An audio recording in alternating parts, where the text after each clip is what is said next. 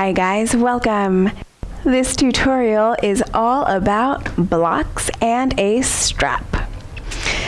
Some helpful ways that you can use a couple blocks and a strap at home in your practice. These are great props to use to modify postures, also to help you as you're making your way into more advanced postures. They're just wonderful support tools to use. I once heard a block referred to as a rectangle of opportunity. And the more I practice, the more I really do see it that way. It really helps to open up many parts of the practice. So for this tutorial, go ahead, roll out your yoga mat, grab a couple blocks and a strap, and we'll get started. If you don't have blocks, you can use a couple sturdy books will also work in place of blocks. And if you don't have a proper yoga strap, you could use any belt or a scarf. A long scarf would also work. So go ahead, grab your props, and we'll get started.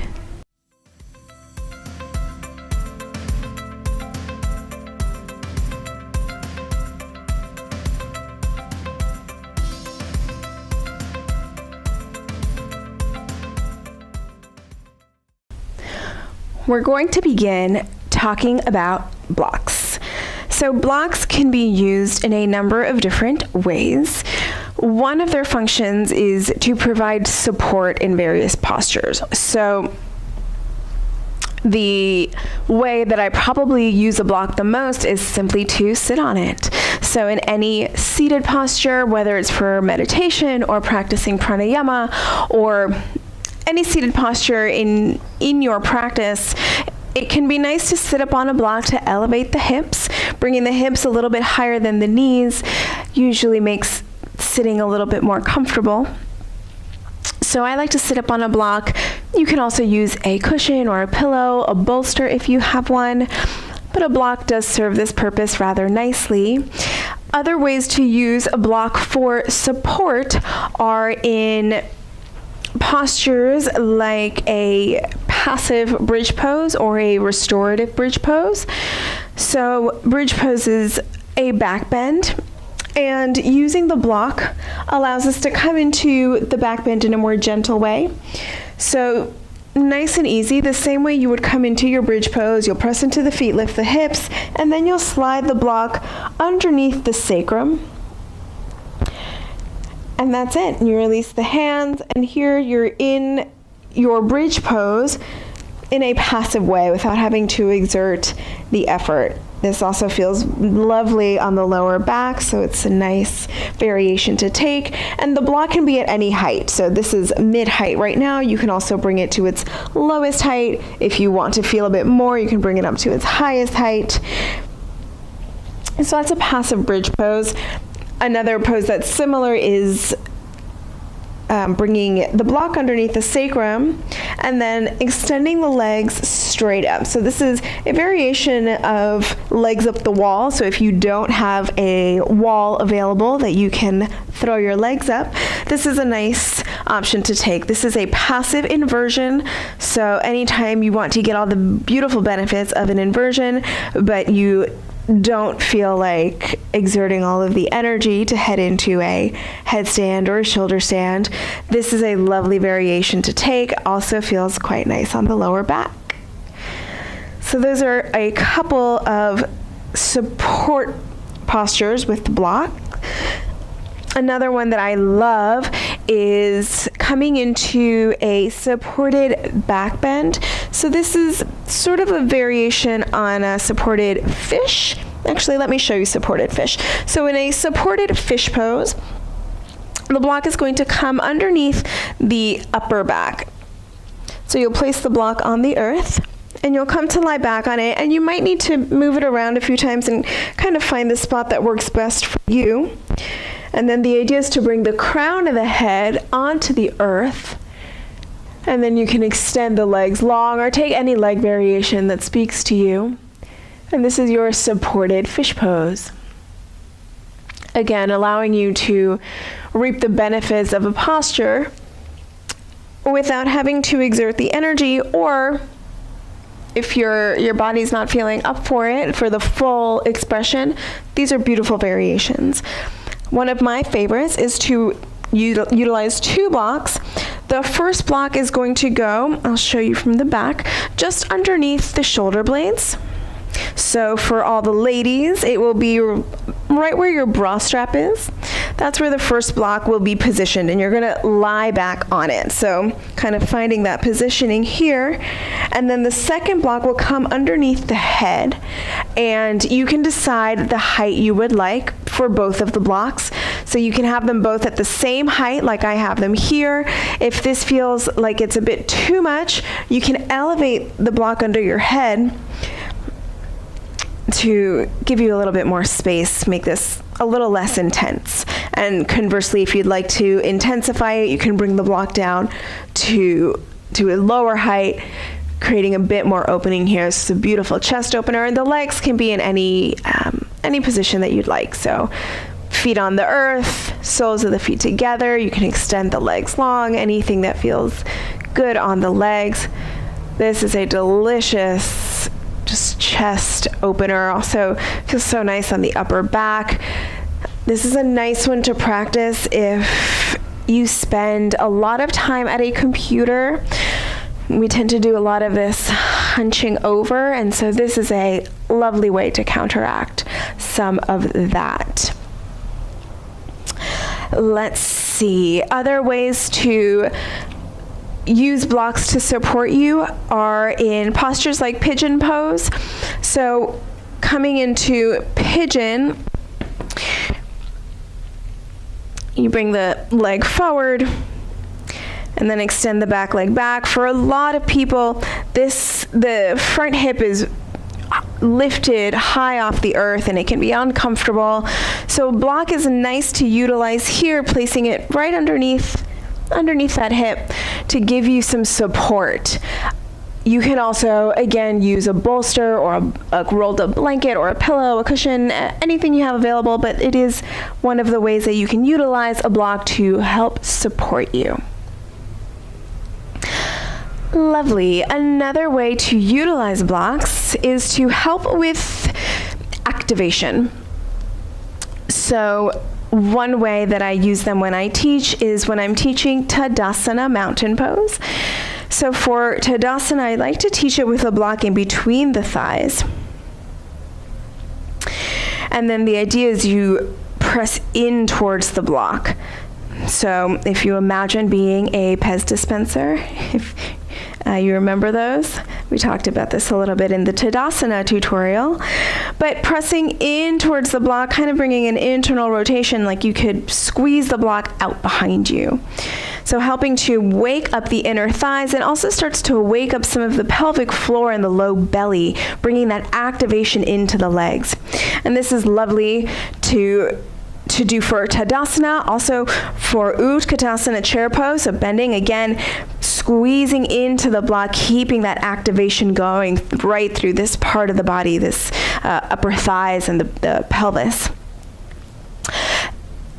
Yeah, lovely.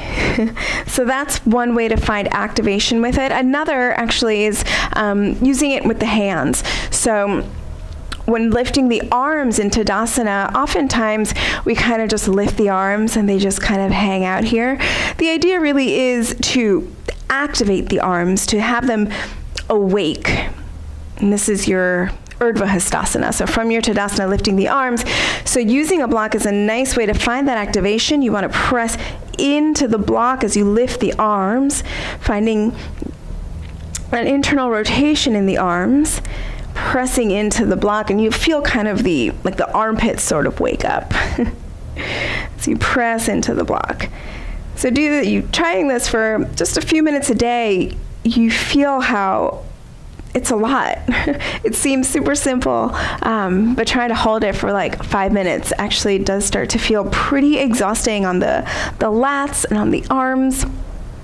It's a great way to build strength.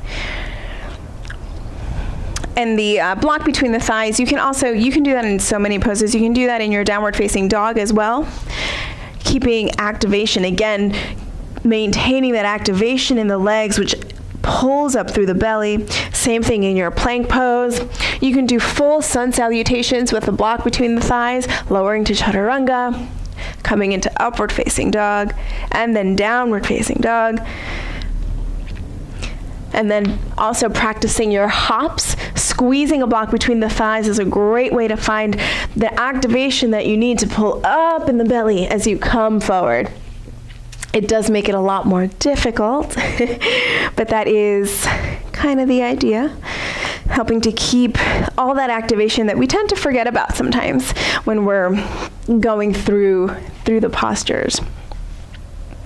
So finding activation, a lovely way to use the block, and also to bring the earth up to meet you. Also a very popular way to utilize blocks, and this is in any posture where you want to bring the hands to the earth, but perhaps the lower back or the hamstrings are not quite there yet. So that could be in a simple forward fold. If the earth is too far away, you can always bring a block underneath the hands, helping to elevate the earth a little bit, bringing it a bit closer to you. Same thing in postures like pyramid pose. I encourage to use the blocks very much in pyramid pose. So here with 2 straight legs, the earth can often feel very far away here if the hamstrings are tight. So bringing 2 blocks underneath the hands is a beautiful way to facilitate this pose. Same thing in a low lunge here. Great way to utilize blocks. Same with your Ardha Hanumanasana, your half splits.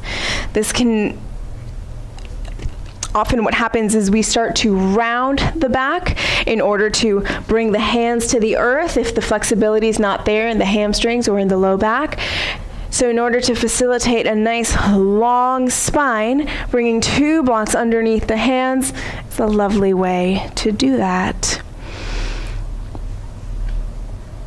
So those are a few ways that you can utilize blocks. Oh, also for core work. This is actually one of my favorite ways to utilize the blocks, is for activating into the core. So that can look so many different ways. I'll show you a couple. So one fun one to play with is playing past the block. So lifting the feet towards the sky, the arms towards the sky, flat on your back, holding the block in the hands. Then from here, on an exhale, you're going to crunch everything up, pass the block from the hands into the feet, and then release. And then close up and release. And then pass the block and release. It's a fun little game that you can play with yourself. So that is one way to utilize the block. Also, you can do the inner thigh thing with the block. So you can do that here as you extend legs. So remembering to squeeze into the block, find activation there, kind of pulling that all up into the belly. You can also use it in between the legs. So doing leg lifts, leg lowers with the block in between the feet. So you can do between the feet, between the thighs. Another fun little game is passing the block in your Navasana boat pose. So if you start with a couple blocks stacked, or even just 1 block, you come into your Navasana boat pose, and then reach over, grab a block, and switch it to the other side. Grab a block, and switch it. And then bring it back, and grab the other one, and bring it back. Super fun. So core work is another fun way to utilize the blocks. They really are just super versatile and super useful. Let's get into the strap a little bit, and then I will show you a forearm stand variation with both a block and the strap. So your strap, primarily a strap is used to extend the limbs. So if we are in a Supta Parangushtasana, so on your back, you've got one leg long, one leg to the sky. Reaching for the leg or reaching for the foot might not be available to you. So a nice way to facilitate this pose is to bring a strap around the foot and then gently pulling the strap to bring the leg a little closer to you as you gradually build flexibility and gain more opening in the hamstring and in the calf. You can also do this in a seated forward fold if the feet feel far away. I mean, you can always bring the hands to the shins, to the ankles as well, but also this is a place where you can use the strap. Again, this is a place where we tend to round the back, trying to bring the hands down. And ideally in a forward fold, we want a long spine. So the chest is leading the way forward. And in order to facilitate that, a lot of times a strap is a nice option so that we can maintain a nice long spine while we work on unfolding forward. So extending the limbs. Another nice one for extending limbs is in Gomukhasana arms. I will turn my back to you so you can see how this one works. So Gomukhasana is this pose where you've got one arm lifted and the other one down below, and you're trying to clasp for the hands. And this can be pretty tricky sometimes if the shoulders are not quite there yet. So one way to make this a bit easier is bringing the strap. We'll start with the right arm up. So bringing the strap into the right hand, the right arm lifts, you bend the elbow. You can use the left hand to kind of snuggle the arm behind the head. And then from there, the left arm extends out to the left, rotate the thumb down and towards the back, and then bring the arm around back behind you. And you can hold on to the strap here. And so this is a beautiful way to make this pose accessible, even when the shoulders are not quite there yet. And over time, maybe you can walk the hands closer to each other until maybe they can clasp. But using the strap is a nice option for this pose. And again, if you don't have a strap, any old belt will do, or a scarf will work, a towel, anything in this kind of shape. Let's see, how else do I love using a strap? A shoulder opening is a lovely, lovely use of the strap. And this is really nice and easy. You just take hold of the strap, opening the arms wide, and then lifting the arms, opening as much as you can, and then coming back down. I personally love to bring the arms all the way up and back and around, and then lifting and bringing them around forward. Doing that a few times. This is a really nice one to do really every day, just to keep the shoulders nice and open. And you can hold on to the strap as wide or as narrow as you'd like. Over time, maybe you can bring the hands a little bit closer together as you do these, as the shoulders start to open a little bit more. So that's a lovely way to utilize the strap.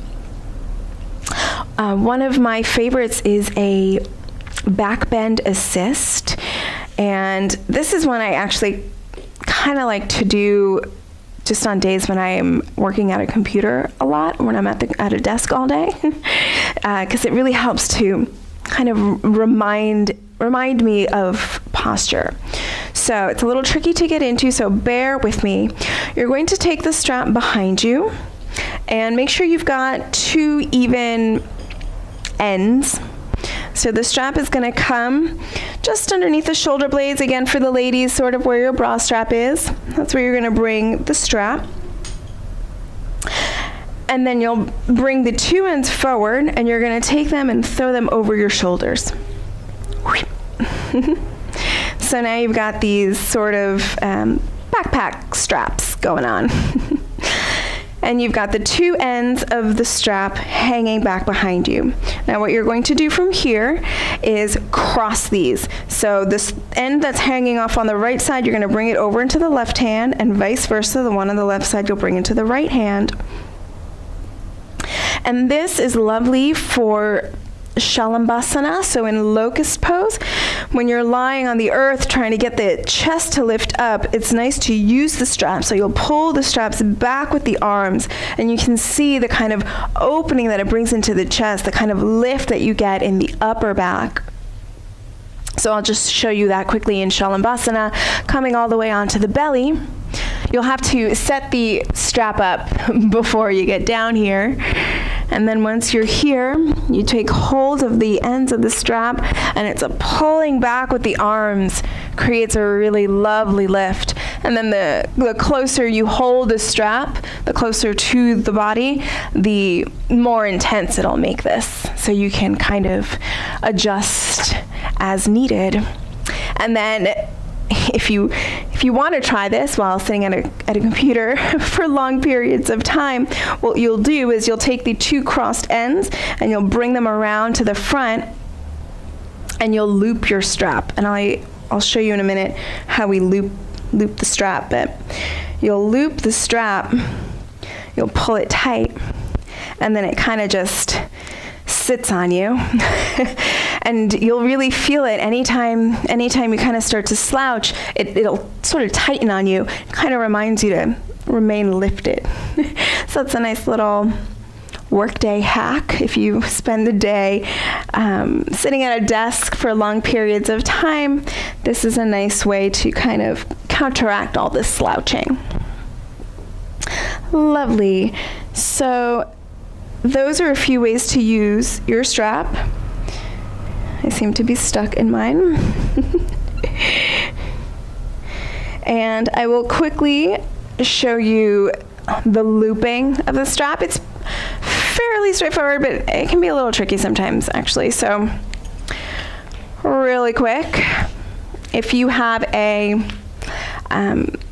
just a typical yoga strap, you'll take the end that has the little belt loops. Typically they have two little loops.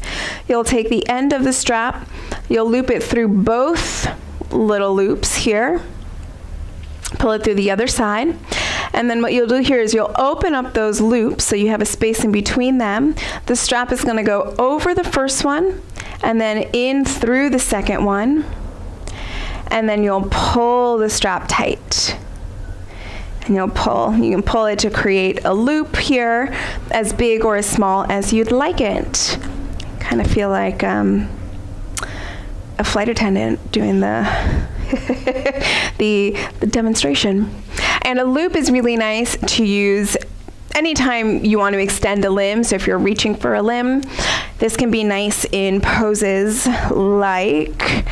like your low lunge. If you want to reach for the back foot, if the foot is just a little too far away, you can take a loop, throw that loop around the foot, and then you can bring the strap kind of over the shoulder, and it'll help with the opening of the quadricep until eventually you can reach for the foot. Same if you want to work on opening in the shoulders, if you want to go for the overhead grip. This is a nice way to work on that. So that's in poses like this, in a lunge where you're trying to reach for the foot, or in your dancer pose. So once again, here I've got the loop wrapped around my left foot.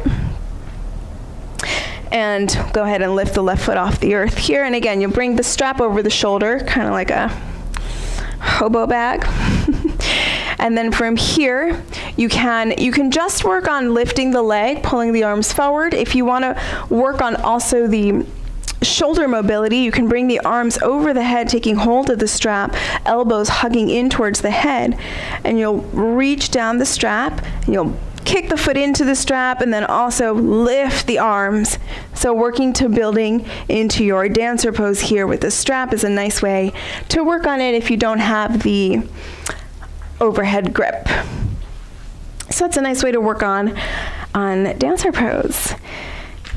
All right, cool. So I will show you one last way that I like to use these prompts, and this is using a block and a strap together. And this is for forearm stand or forearm stand prep. So you can use it at any point along your Pincha Mayurasana journey.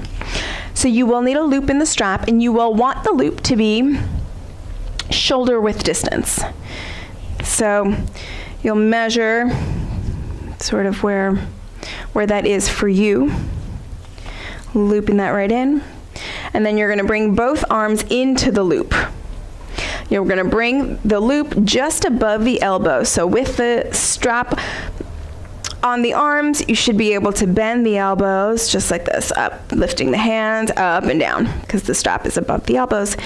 And if you take hold of opposite elbows, the strap should be snug. Not too tight, but it should be exactly at this distance. That's your shoulder width distance. So once you've got the strap in place, I'll show you what we'll do with the block. The block is going to come in between the hands. So if you were the ground looking up at the mat, what you would see is this configuration. You would see palms flat with L shape in the index fingers and the thumbs, and the block sits inside those L shapes. Yeah?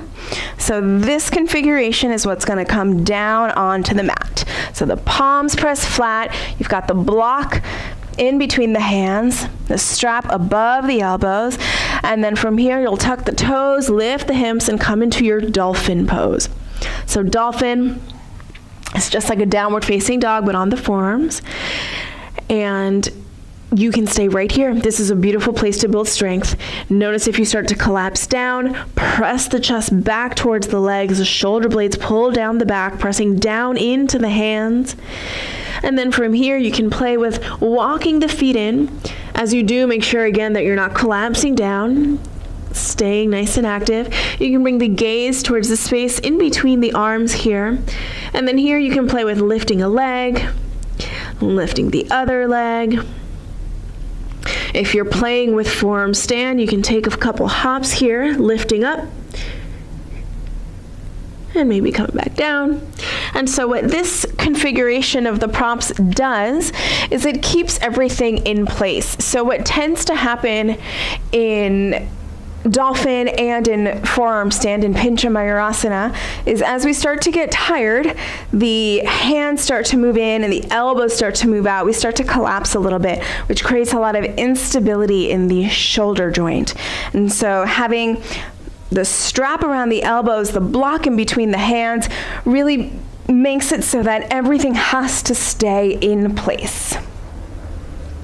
So that is one of my favorite ways to use a block and a strap is in that posture. And I come back to it kind of again and again because the body will start to compensate. The body is incredibly brilliant. It will look for the easiest way to do something. And the easiest way to hold you up is to kind of dump the weight down. And so these props really make you stay active, which is important in order to stay safe. So these are some of the ways that you can utilize a couple blocks and a strap in your practice. If you have any questions about any of the things I've showed you here, please throw them in the comments below. And if you have any other ways that you utilize blocks and a strap that I didn't cover, please share that as well. I would love to hear them. I'm always looking for new ways to utilize the props. I hope you found this helpful, and I hope you have a beautiful rest of your day. Namaste.